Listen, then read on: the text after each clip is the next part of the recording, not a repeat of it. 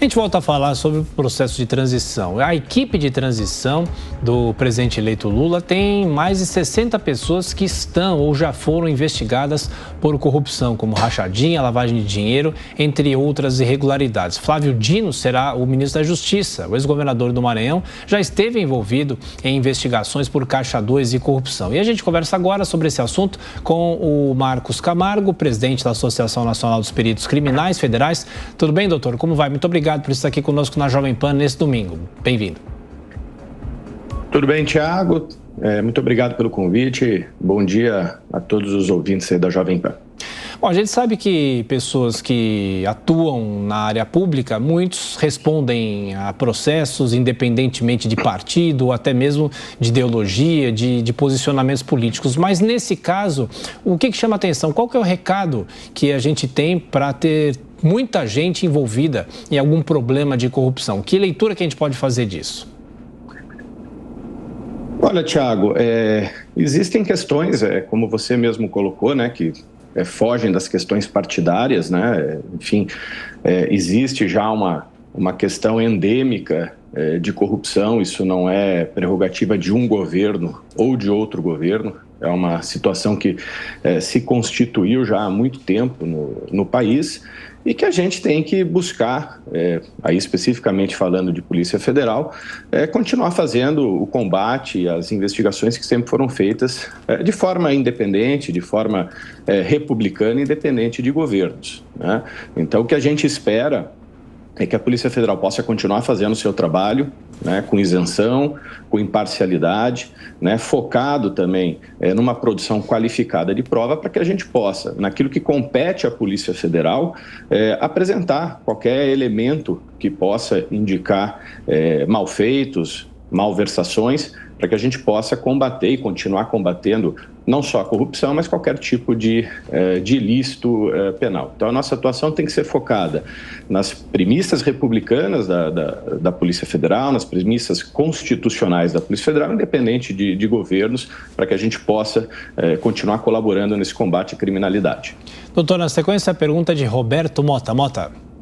Bom dia, Marcos. A indicação de Flávio Dino, que acho que é justo a gente descrevê-lo como um político de esquerda radical, a indicação dele para o Ministério da Justiça levanta em algumas pessoas o temor de que seja reforçada uma pauta que inclui coisas como, por exemplo, o desencarceramento de presos, o desarmamento de cidadão de bem, né? Porque os traficantes, pelo menos aqui no Rio de Janeiro, continuam muito armados.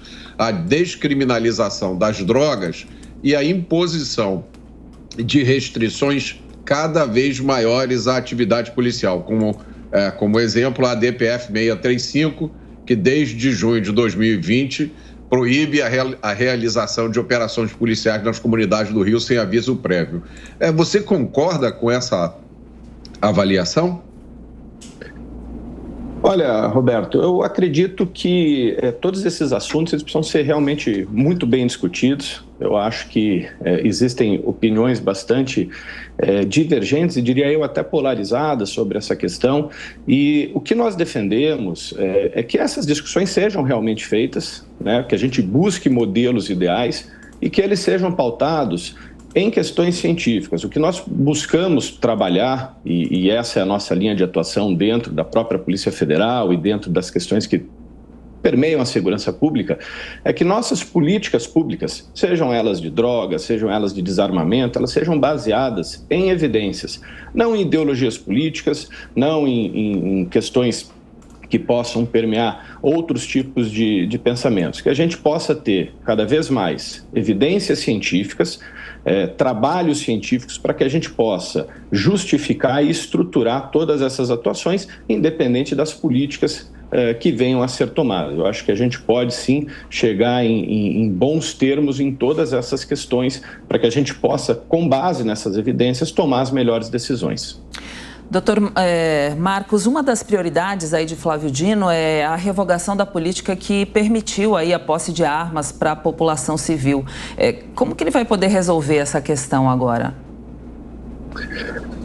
Olha, agora o que muito provavelmente está sendo feito pela equipe de transição é uma avaliação de todos os decretos relacionados à questão de armamento, né, para avaliar exatamente as condições em que isso está ocorrendo, em que isso se deu, e para que se tomem as melhores medidas públicas relacionadas a isso. É importante sempre deixar claro que o dever da segurança do Estado ele tem que ser por parte, obviamente, como eu falei, do próprio Estado, né? Então, a gente também não pode transferir questões de segurança para a população, transferir o ônus de coordenar e de dar segurança para a população do Estado para o cidadão. Evidentemente que há situações que precisam ser melhor trabalhadas, né? A gente tem a questão dos CACs, que precisam da sua segurança jurídica também para poder fazer as suas atuações, enfim, né? As suas atividades que são reguladas por lei. E eu acho que o que vai precisar se fazer agora é uma análise de todos esses decretos, de todas essas portarias e buscar, né, na medida do possível, se assim for o entendimento da equipe de transição e, obviamente, do governo eleito, buscar, então, fazer as adequações que julgarem pertinentes e caberá à Polícia Federal, nesse contexto, cumprir essas decisões aí da melhor maneira possível. Doutor, nesses últimos 4 anos nós vimos o enfraquecimento da Operação Lava Jato, que aí acabou de vez, e também a discussão sobre interferências na Polícia Federal. O senhor acha que isso vai continuar? Isso existe realmente? O que se esperar nesses próximos anos em relação a uma espécie de independência da Polícia Federal? Sem dúvida, Tiago. Acho que o ponto muito importante, que é defendido de forma ampla, aí, não só pela população, pela mídia, mas pelos próprios servidores aí da Polícia Federal, é justamente a atuação independente que a Polícia Federal precisa ter e que já se consolidou, inclusive, por essa forma de atuar. No meu modo de entender, aqui falando especificamente de uma visão que nós temos, é que a questão da interferência, o grande problema, na verdade, não é uma interferência direta com comandos para se mudar direcionamentos, mas sim um problema que a gente precisa, de alguma maneira, sanar, é a troca constante de comando. Eu acho que essas trocas constantes de comando, e especificamente falando de direção geral do órgão, é o que realmente gera uma mudança de rumos muito abrupta e que tira um pouco das linhas de ação da Polícia Federal. Então, trocas que sejam muito frequentes, acho que isso não só para a Polícia Federal, mas qualquer empresa que tenha trocas de comando de forma constante, e a gente precisa lembrar que quando há uma troca de comando, que seja, por exemplo, na direção geral, você acaba envolvendo uma troca de comando de várias outras posições, isso realmente gera